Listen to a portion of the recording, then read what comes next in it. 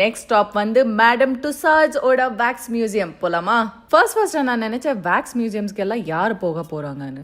என்ன செலிபிரிட்டிஸை வேக்ஸ்ல பண்ணி உட்கார வச்சிருப்பாங்க, நிக்க வச்சிருப்பாங்க, அவங்களோட போட்டோஸ் எடுக்கலாம், ரொம்ப போரிங்கா இருக்கும்னு தான் நினைச்சேன். But I was wrong. இந்த ஆம்ஸ்டர்டாமில் இருக்கிற வேக்ஸ் மியூசியம் வந்து ரொம்ப இன்ட்ராக்டிவாக இருக்குது, ரொம்ப என்டர்டெய்னிங்காக இருக்குது. ஸோ நீங்கள் இங்கே வந்தால் டெஃபினெட்லி இந்த எக்ஸ்பீரியன்ஸை மிஸ் பண்ணாதீங்க. என்டர் பண்ண உடனே உங்களுக்கு ஒரு கிஃப்ட் கொடுப்பாங்க. அந்த கிஃப்ட் ரொம்பவே க்யூட்டாக இருக்கும். And of course look at Leonardo DiCaprio. Oh my God!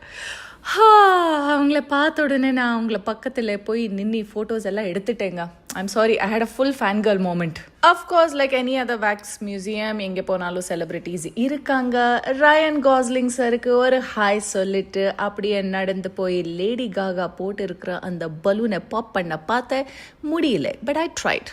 எல்லா செலிபிரிட்டிஸ்க்கு ஒரு வணக்கம் போட்டு அவங்க மூக்க நோண்டி I don't know why I did that. ஃபியோனாக்கு ஒரு ஹலோ சொல்லிட்டு மேட்லின் மேண்ட்ரோட அப்படியே ஒரு போஸ் கொடுத்து என்னோட ஈவினிங்கை நான் என்ஜாய் பண்ணேன்.